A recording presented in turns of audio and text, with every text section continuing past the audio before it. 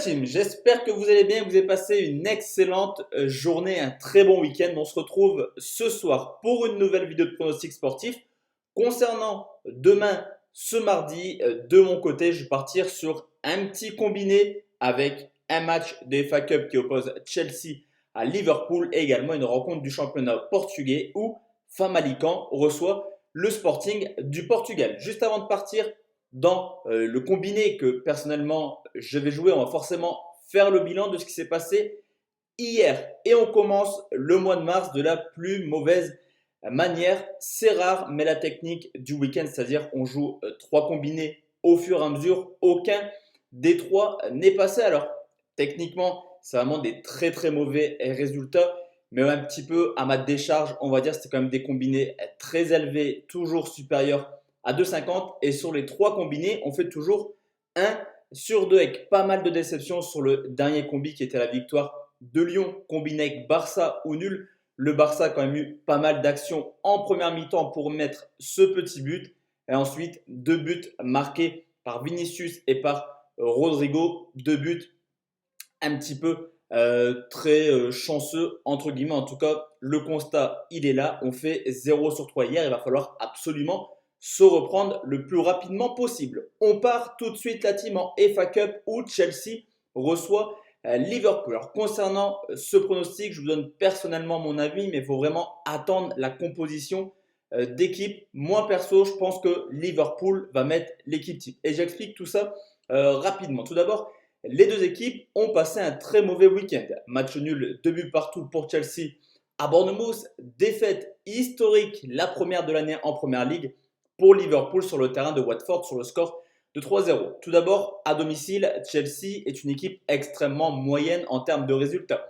10e équipe de Première Ligue, seulement 6 victoires en 14 matchs et une statistique qui se confirme réellement toute compétition confondue dans le sens où Chelsea s'est fait éliminer en Coupe de la Ligue à domicile contre Manchester United et également une seule victoire en 4 matchs de Ligue des Champions. À côté de ça, je vous l'ai dit, Liverpool reste sur une défaite à Watford, mais dans le championnat, c'est une seule défaite en déplacement et seulement 2 en Ligue des Champions au Napoli et à l'Atlético Madrid. Donc généralement sur des terrains où il est extrêmement compliqué de s'imposer. Ce qui fait qu'en 20 matchs à l'extérieur, Liverpool a seulement perdu 3 rencontres. L'état de forme de Chelsea est extrêmement inquiétant. Une équipe qui n'a pas pu recruter cet hiver et également cet été, qui tourne avec 16-17 joueurs qui sont généralement dans le 11 type. Donc forcément, au bout d'un moment, on commence à sentir de la fatigue. Seulement 4 victoires en 11 matchs en 2020, dont 2 victoires en coupe contre des adversaires de division inférieure. Donc vraiment, Chelsea n'est pas trop en forme en ce moment. Du côté de Liverpool, 2 défaites sur les 3 derniers matchs, je vous l'ai dit, à l'Atlético également à Watford. De plus, une victoire étriquée contre West Ham sur le score de 3-2. Là aussi, on commence à avoir une équipe de Liverpool qui est un petit peu fatiguée. Moi, je pense vraiment que Liverpool va mettre son équipe type demain.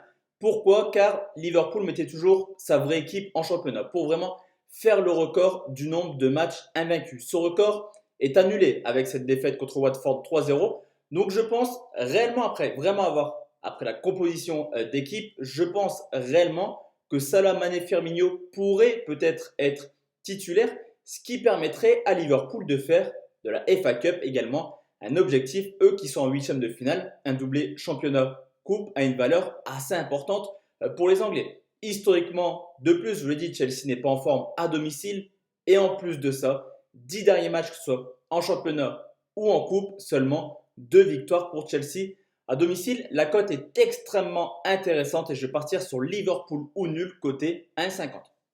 Je combine cette rencontre avec un match au Portugal. C'est la 23e journée du championnat portugais où Famalicão reçoit le Sporting Portugal. Le 7e qui reçoit le 4e, deux équipes qui sont en concurrence pour aller chercher un billet en Europa League et deux équipes qui ont exactement le même bilan à domicile qu'à l'extérieur.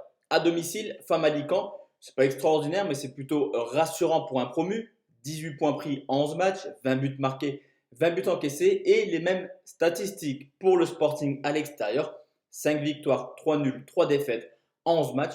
Mais là, une équipe qui défend un petit peu mieux à l'extérieur, 4e défense avec seulement 11 buts encaissés. Après un début de saison tout simplement fantastique. Famalicão qui était pendant un moment en tête du championnat portugais devant Benfica et Porto. Grosse prestation quand même. Famalicão commence petit à petit à rentrer dans le rang et c'est vraiment incroyable cette série négative. 8 matchs sans victoire. Alors certes, il y a eu 2 matchs contre Benfica en coupe, mais sinon, les adversaires ne sont pas non plus extraordinaires. Pour point d'orgue, large défaite 7-0 à domicile contre Guimarães. Du côté du Sporting Portugal, il y a également une élimination en Coupe d'Europe la semaine passée en Turquie sur le score de 4 buts à 1. Mais une équipe qui tourne plutôt bien en 2020. Certes, 3 défaites en 8 matchs de championnat, mais des défaites contre Benfica, Porto et également Braga. Le but de cette rencontre pour le Sporting, c'est de forcément garder à distance Rio Ave et Guimarães qui reviennent plutôt bien.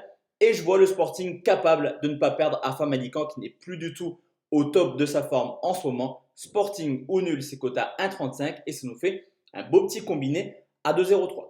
Donc voici la team, mon combiné pour demain sur lequel je répète vraiment, mais j'insiste sur ça. Il faut vraiment regarder la composition de Liverpool. Forcément, s'ils mettent l'équipe C, ça change un petit peu la donne. Mais moi, je pars du principe que Liverpool pourrait faire de la FA Cup un objectif. Excellente soirée la team, on se retrouve demain soir pour une nouvelle vidéo. Portez-vous bien la team et à demain. Ciao, ciao.